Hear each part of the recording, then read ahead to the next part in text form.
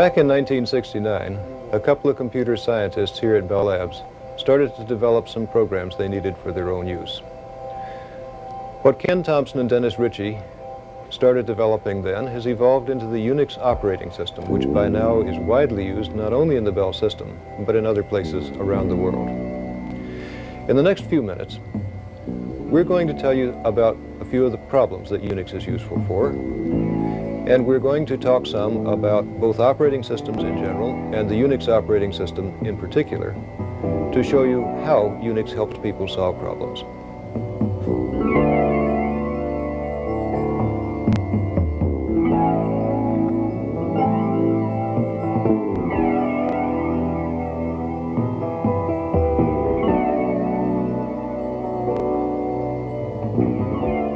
If you look particularly at Bell Laboratories, but at high technology industry in general, there's a tremendous need for better techniques and tools to make our work more productive.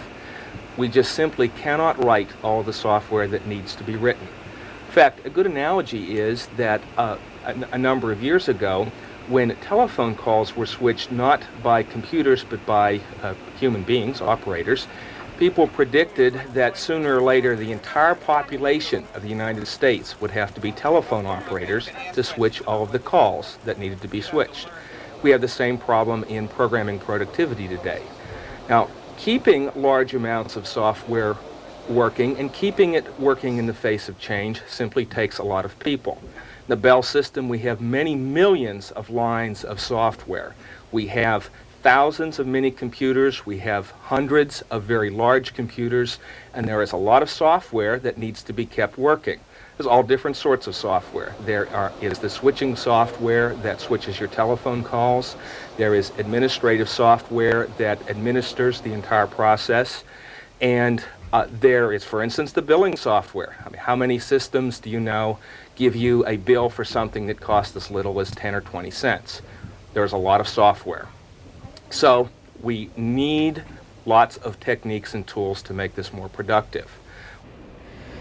The programs which tell a computer how to switch a telephone call or compute a payroll or play an electronic game are called application software. There's another type of software, the programs which control the resources of the computer itself, the memory of the computer, the processing elements, and the terminals connected to the computer. This latter type of software is called an operating system. Another way of saying what an operating system is that it's a collection of programs which make the intricate hardware of the computer seem more simple and comprehensible from the point of view of an applications programmer, so that the applications programmers can create software more easily. We are trying to make computing as simple as possible. In the late 1960s, Dennis Ritchie and I realized that the then current operating systems were much too complex. We attempted to reverse this trend by building a small, simple operating system on a mini computer.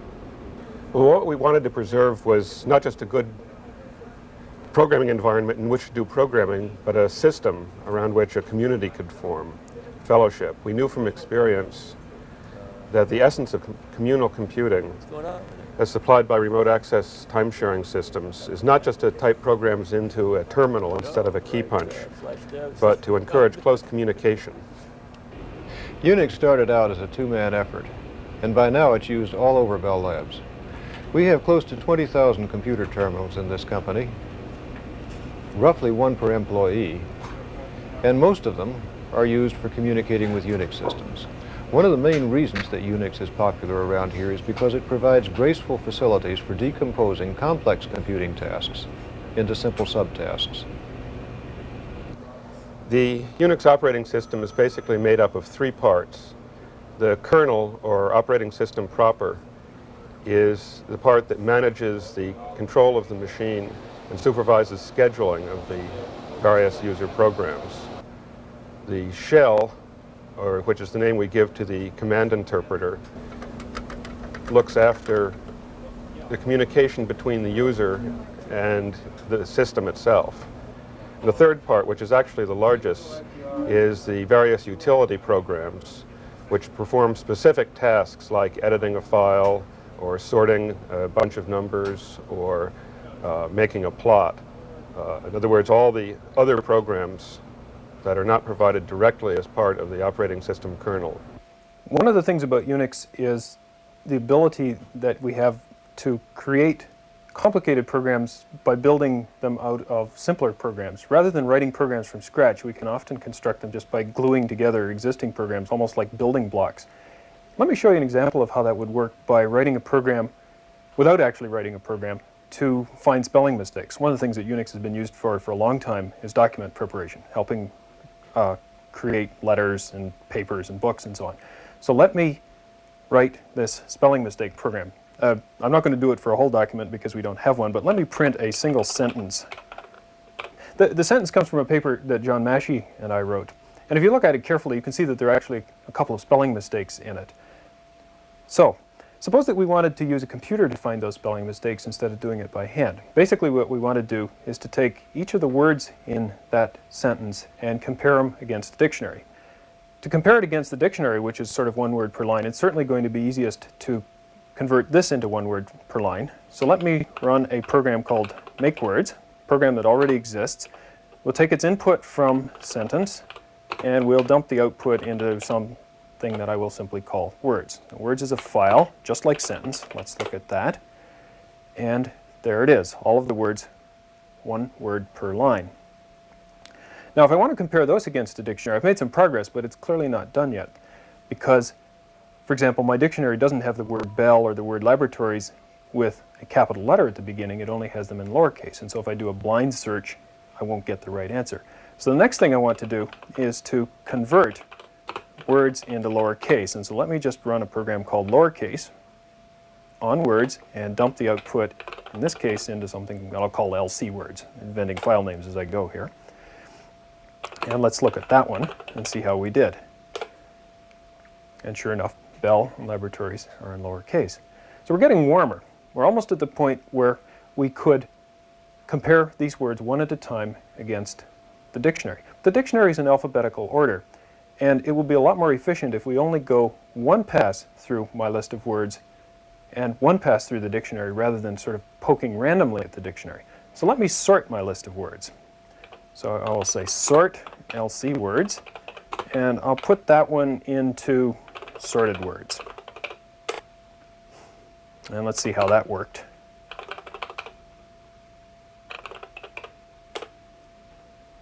And sure enough, they're sorted into alphabetical order. However, sorting it shows us something else. Notice that the word systems appears twice there, and that seems kind of silly. And now in a single sentence it doesn't really matter, but in a big document it'd be very nice to get rid of all of the duplicates. So let me run another program which exists on Unix called unique, and I will say unique from the sorted words into the unique words. And let's see what we got here. Sure enough, the word systems, the duplicated word, has gone away. And now we're almost at the point. What we want to do finally is compare the list of words that I have here with the dictionary and print the words that are in my list that are not in the dictionary. And we'll do that with a program called mismatch, where I simply say mismatch, and then we'll go from the unique words and the dictionary. Those are my two sources of input, and mismatch will simply print all of the words which are in unique words that are not in the dictionary. And this one takes a little longer because the dictionary is actually fair size. But sure enough, we got laboratories and we got provide, which are the two spelling mistakes. And that tells you that this is actually quite a reasonable way to look for spelling mistakes. Unfortunately, we got a couple of other things. We got the word time sharing, and we got the word Unix. And this tells you why it isn't a perfect way to look for spelling mistakes. Time sharing is a fine example of jargon. It's a word that means something to everybody in computing and probably means nothing at all to people who aren't in the computer business. And Unix is an example of a proper name and is not likely to be in the dictionary ever. So what do we do when we get this list of words? What we do is that we fix the spelling mistakes in the sentence, and that's done, and we take the words that weren't spelling mistakes, but that were useful jargon, like time sharing, or useful proper names like Unix, and we use them to improve our dictionary. So not only are we finding the spelling mistakes, but we're also able to do the job better by taking that output and enhancing the dictionary that we use to find further spelling mistakes. And so the next time we do it, we'll never see those words again. And so I think that what we've seen here is The way that programs get developed on Unix very often is not by somebody sitting down and saying, I'm going to do this complicated job like creating a program to find spelling mistakes. What I'm going to do instead is to try to break that big job up into little pieces to see if I can do a part here and a part there and a part somewhere else and then stick them together to get the job done. And then the other thing that sort of comes with Unix is that there are already a very large collection of useful programs, little tools, kind of building blocks, that mean that you don't have to build your own building blocks. You can use the ones that are already there. And I think this is one of the reasons why Unix is a very productive system for most of us, because the set of building blocks is already there, and you can glue things together very, very quickly in the way that I've shown you here, and that way get your job done in a hurry. And that, in a sense, is what productivity is. One of the strengths of the Unix system is its file system. Let me give you an oversimplified example. The Unix file system is like a file cabinet. In a file cabinet, there are folders. Within folders, there are letters, sheets of paper. And on these letters and sheets of paper are words and characters. Similarly, in the Unix file system, there are directories that have tags on them. And within directories, you can find other directories or files. And this allows you to be able to retrieve a file very simply through this kind of indexing system. Files in the Unix system are formatless. That means that they are simply a string of characters or bytes. Any format imposed on that data is done by the programmer rather than by the operating system. This makes programming very easy for programmers. Let me contrast other operating systems where at file creation time a programmer must specify what information will be in the file, how big the file will be, etc. And once that is done, the programmer is locked into it. Having locked into that kind of file, then later it becomes impossible to put another kind of data in that file. The analogy is to trying to put a legal-sized document into a letter-sized file. It simply won't fit. In the Unix system, you don't have this problem because data in files is formatless and data can be easily moved back and forth between files. Formatless files in which the data consists solely of a stream of bytes that's uninterpreted by the operating system simplify life because it means that any program can process any file. When you combine this with the concept of pipelining or stream processing, it makes Unix an extremely powerful programming tool. I think the notion of pipelining is the fundamental contribution of Unix. The notion that you can take a bunch of programs, 2 or more programs, and stick them together end to end so that the data simply flows from the one on the left to the one on the right. And the system itself looks after all of the connections, all of the synchronization, making sure that the data goes from the one into the other. The programs themselves don't know anything about the connection. As far as they're concerned, they're just talking to the terminal. What Brian showed you earlier was that rather than write a special program to find spelling mistakes, it's possible with Unix to cobble together already existing programs and end up with a program that basically finds spelling errors.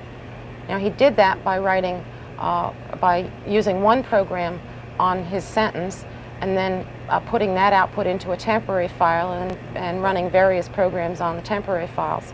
It's possible using Unix stream processing or pipelining to eliminate the use of temporary files and let the system put the data from one program into the next. Those are called pipelines. Let me show you how that works with Brian's same example. I'll use the same programs and the same text file. So I first run make words on my text file, and I run that through lowercase, and I run that through sort, and I run that through unique, and I run that through mismatch. And out of the end of the pipeline comes the spelling errors. Now, it's also possible, since you get tired of typing all the commands on one line, to put the sequence of commands in a file and run only that file. The system will then interpret what's inside that file is what you want to run. So I have this same sequence in a file called check, and I can run check on my text, and again I'll get out my spelling errors. Now let me show you another example. I have a desk calculator program. I'm going to run the output of the desk calculator through a program called number, which turns the numbers into English. And then I'm going to run that through a program called speak, which turns the written English into spoken English, and we now have a talking calculator. So if I say 8 minus 3, for example, it tells me 5. Now I can put this in a file, put this pipeline in a file named TalkCalc, and get the same thing. Now we'll raise 2 to the 100th power. 1,267 octillion, 650 septillion, 606 tillion, 228 quintillion, 229 quadrillion, 401 trillion, 496 billion, 703,205,376. Now, a person using this program doesn't need to know that it's more than one program running. And all of these things make our life much easier. You don't have to keep typing the same thing over and over again. And that's important for several reasons. The first one is that I, as a single programmer, can up a set of commands that I would have had to have typed, but now I can get it by just typing something fairly short. I issue one command, and what's really done is quite a few commands. The second thing is, because it looks the same as the existing commands on the system, it's very easy for other people to use.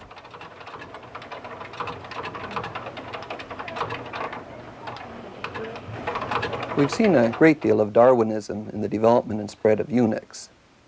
Initially, people in the Computing Science Research Center wrote programs and commands that were useful for their own needs, but a number of other people discovered that they were useful for their needs as well, and as a consequence, these programs spread rapidly throughout the laboratories. What this all means is that there is more leverage for everybody. In fact, this is sort of a continuation of progress in the computing field in which we have gone to higher and higher level languages.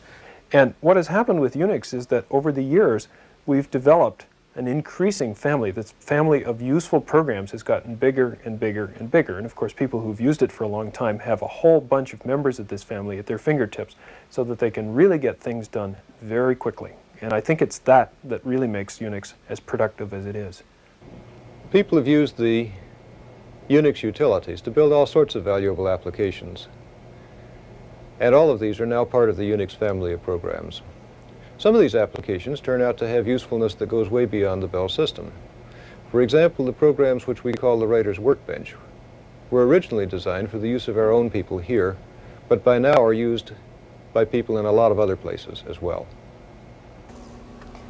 In the Bell system, we produce enormous amounts of information for craftspeople that tell them how to install, maintain, and repair equipment. This documentation is much more important these days than it used to be. 25 years ago, most of our equipment was mechanical. A person who was trying to install or repair a piece of equipment could frequently figure out how to use it just by looking at it. These days, however, our equipment is much more complex. It's made up of computers and computer programs called software. To debug or fix this kind of equipment, you almost always need the documentation. This documentation is usually written by the developers. After all, they know the most about the equipment. But they weren't necessarily trained in how to write well. So to help people like this and to improve the Bell system documentation, we've developed some writing aids called the Writer's Workbench.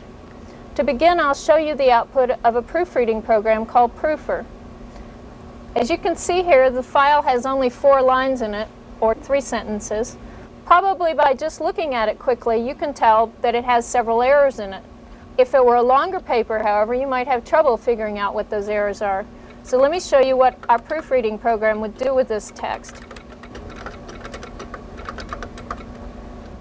The first information that comes up is a spelling check This program is basically a spelling checker that's similar to the one that Brian Kernahan demonstrated earlier in this film. One of the advantages of Unix is that we were able to take this program, or one fairly similar to it, and build it into a proofreading package. So you see that it found the 2 misspelled words here. It then goes on and looks for simple kinds of punctuation errors. We've gone, however, beyond simple proofreading to try and analyze the style of people's written text as well. Remember, they frequently don't have a professional editor to look at their writing, and there's lots of things about writing that are important, especially in training documentation, that people frequently don't know. For instance, you want to have the smallest number of passive verbs that you can and still have the text read fluidly, because passive verbs make text difficult to read. So we have a program that analyzes many of the different features of the syntactic style of a paper. I've run it here on a memo of mine. Here it tells you what the readability score is. It tells you that it's 11th grade. It tells you that that's a reference to 11 years of schooling that you would have to read this text, and tells you that that's a good score. It then goes on and describes the variations and says that you've had a good distribution of simple, compound, complex, and compound complex sentences. Following the short version, it tells you that 57 words is pretty long for a sentence and that really you probably ought to change it.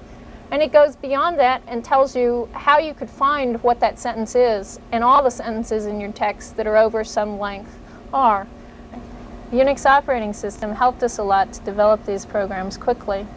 For instance, there were many modules like the spelling checker and the diction program that were already existed and were already debugged, so we didn't have to start from scratch. Computing is going to be more and more interwoven with people's lives as the years go by. So computer technology is going to have to evolve to be easier for people to use. Unix is certainly not the end of the road in this regard, but I think it's a good step along the way.